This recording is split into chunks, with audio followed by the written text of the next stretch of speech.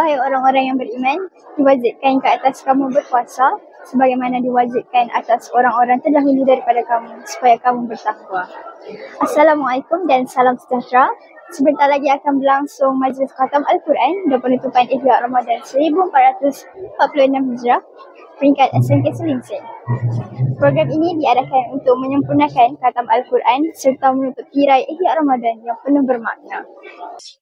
Program Ihya Ramadan bukan sekadar mengisi masa yang ada, tetapi juga melatih para pelajar menghayati nilai-nilai amalan yang dilaksanakan sepanjang Ramadan, seperti bersabar, memperbanyakkan sedekah dan saling bermaafan. Di peringkat sekolah, selain program tadarus juga diadakan pelbagai program lain, seperti hafazan, mengalunkan azan dan menulis qad. Seterusnya, jom kita saksikan klip video.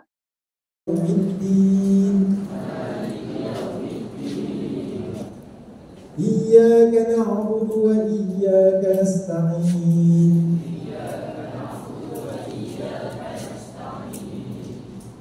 Hati tutup mulut ya.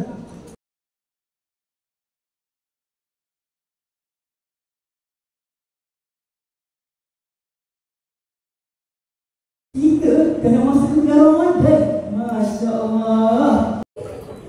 Betul, itulah Nabi Muhammad sallallahu alaihi wasallam. Allahu Akbar, Allahu Akbar. Asyhadu an la ilaha illallah.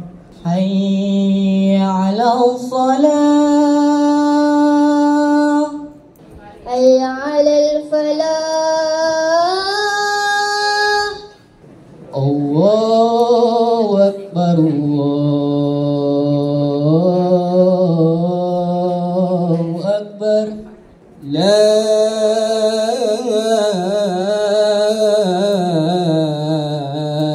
ilaha illallah.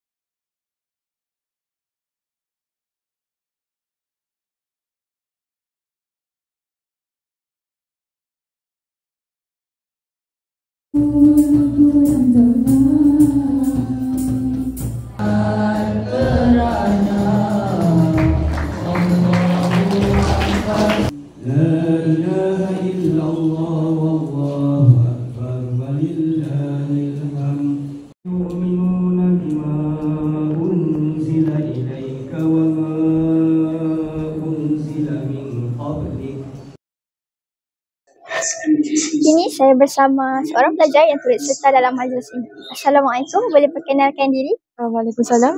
Nama saya Nur Alimah Sarah dari kelas 5 USM. Bagaimana perasaan anda menyertai majlis khatam Al-Quran ini dan apakah pengajaran yang paling bermakna sepanjang Ramadan? Alhamdulillah, saya berasa amat gembira kerana dapat menyertai dalam majlis khatam Al-Quran dan ia merupakan satu pengalaman yang amat bermakna buat saya memandangkan saya keterima last kat sini dan kita dapat tengok tadi ada majlis khatam Al-Quran iaitu bacaan Al-Quran yang dianukan oleh para peserta khatam Al-Quran dan juga yang diketuai oleh Ustaz Izzuddin. Dan juga saya berpeluang untuk mengeratkan lagi silaturahim dengan rakan-rakan lain dalam pertandingan yang dianjurkan oleh Persatuan Agama Islam seperti hafazan, membadai dan azan. Dan Ramadan ini telah mengajarkan saya supaya kita ni sentiasa bersabar sebab semua orang ujian dia lain-lain. Dan Ramadan ni dia mengajarkan saya untuk sentiasa beristiqamah dalam melakukan ibadah terhadap Allah Subhanahu Wa Taala. Terima kasih Alia atas perkongsian anda. Lumai redap di atas para anak dusun pasang pelita. Kalau tersilap tutur bicara, jemari disusun maaf dipinta. Dengan itu, saya Nurul Anis melaporkan untuk TV SMK Selingsing. Wassalamualaikum warahmatullahi wabarakatuh.